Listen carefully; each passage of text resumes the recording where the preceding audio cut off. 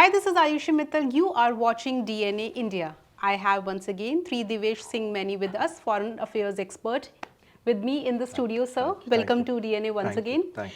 So, sir, India recently witnessed a major event. Russian President Putin paid a visit to India, and this happened. I think this is the first visit after the Russia-Ukraine war broke out. Right. So, first of all, when everybody is looking to Russia and Russian president is paying a visit to India, what it means for our country? No, in terms of obviously in the post the Russia-Ukraine war, uh, there's been this talk about how India has been balancing out its relations between the West, especially the US, and its ties with uh, Russia. Russia. Even though the earlier administration, even the earlier US administration, it sort of understood India's constraints, even in terms of buying Russian oil at cheaper prices, and at least in spite of some criticism here or there, they were okay with it.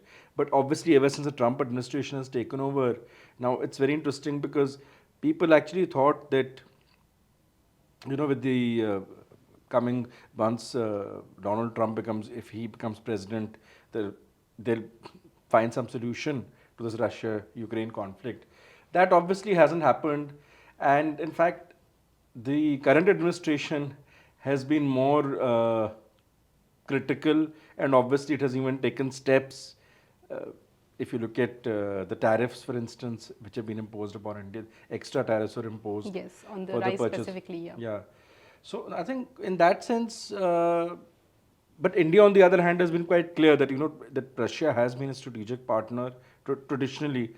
So it has basically, and many people actually call the approach which is being followed right now, you can use different terms as non-alignment 2.0 and things like that. But I think it's very important also from the Russian point of view, because the perception, I think the Russian president also wants to give out the message globally.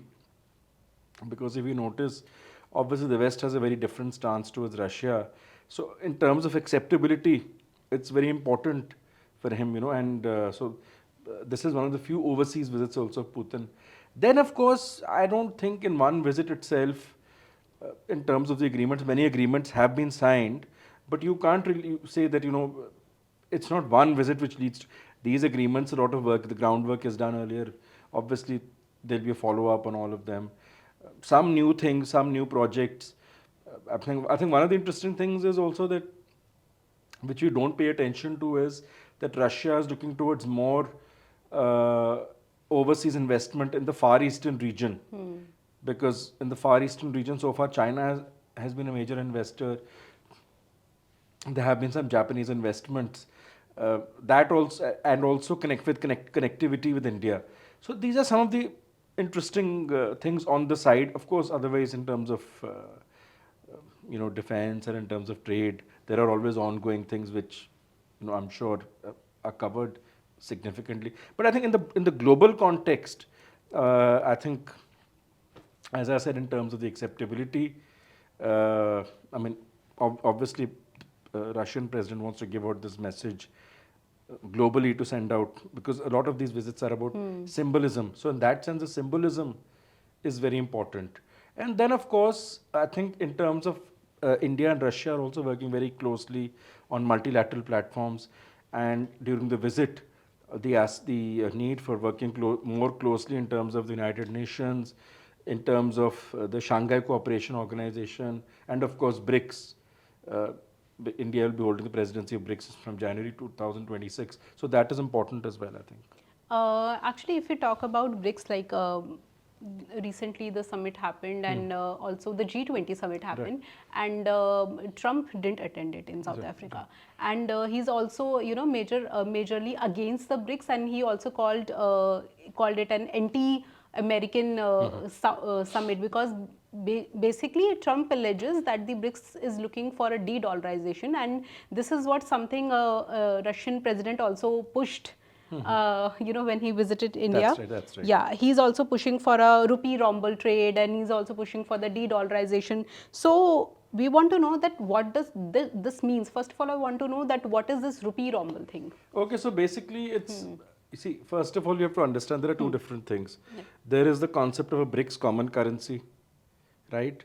Uh, which many people had envisioned earlier would be a replacement which would gradually To the replace the dollar. US dollar. That isn't happening. We have to have a more nuanced perspective.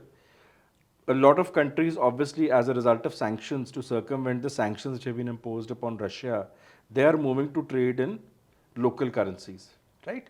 Now, India happens to be one country so they're trying to use the rupee and ruble trade. And I think, in fact, if I'm not mistaken, if you look at the figures, over 90% of trade in recent times between India and Russia is in rupee and Rupee ruble. and ruble. And this is largely to circumvent sanctions. And if you look at globally also, if you look at the trade in local non-dollar currencies, it has risen especially in commodities, because that is the main thing.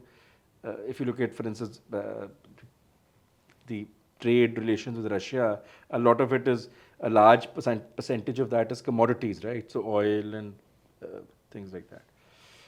So India happens to be one country, which is, in fact, China-Russia trade also is 90% now non-dollar currencies. It's in yuan and in this ruble, right? So same thing over here. But I think President Putin also pointed out to one aspect that that while this thing is working out well, it's perfectly fine.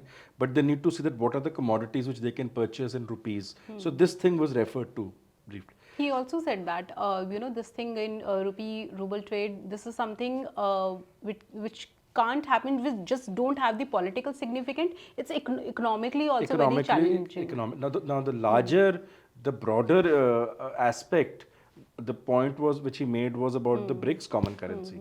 So as I said, I mean, so we are a lot of people, a lot of analysts often tend to conflate both these issues: the trade in local currencies and a common currency, BRICS common. These are very different issues altogether.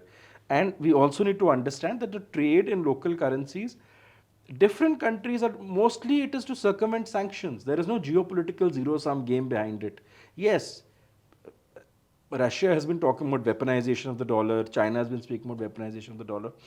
But it's a compulsion given the sanctions on Russia. So there is no other alternative. Then you have to look at and you're trading in local currencies. Now the Americans, a lot of the viewpoint in the West, especially in America, is that this is being done, to diminish the US. But that's not the case. In fact, India has categorically said that and that's the first point. Secondly, even President Putin, Russia has earlier also said this, and even now. Now the very practical and the pragmatic aspect which the Russian president pointed out was that you cannot do these things in haste. Look at the instance of Definitely. Look at the instance of the Eurozone. A lot of things have to be aligned, and in any case, I don't think, as I said, because if you look at the countries which are doing trade in local currencies, they are all divided. Some are quite comfortable with the US dollar in most contexts, but in other ones, they have to use local currencies, they use them. And of course, to diversify. And even more than the sanctions, I think it is also the economic architecture which has emerged, especially ever since during Trump 2.0, that people are now beginning to.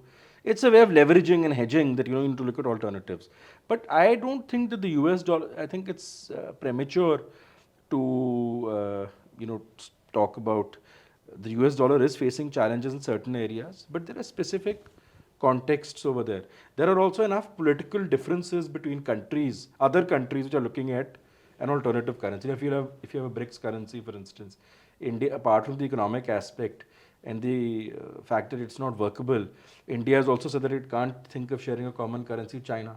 This has been stated, right? So I think this is the trade in local currencies will go on.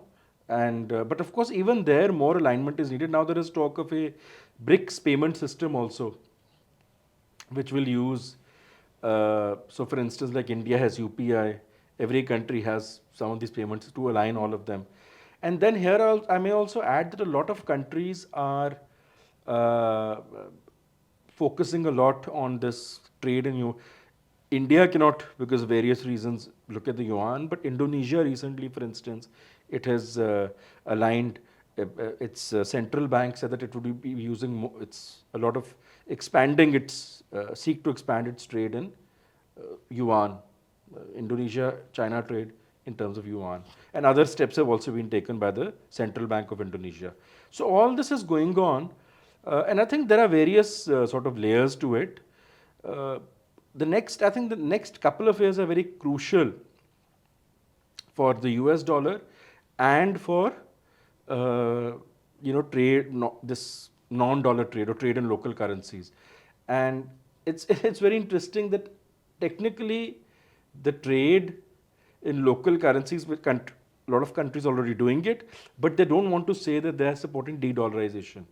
Whereas actually that is, even trade in local currencies itself is de-dollarization. It's common currency is one thing, trade in local currencies, but it is actually de-dollarization. But so some countries even refrain from using the term de-dollarization while they're actually trading in local currencies because they don't want to give out the message that there is any geopolitical messaging.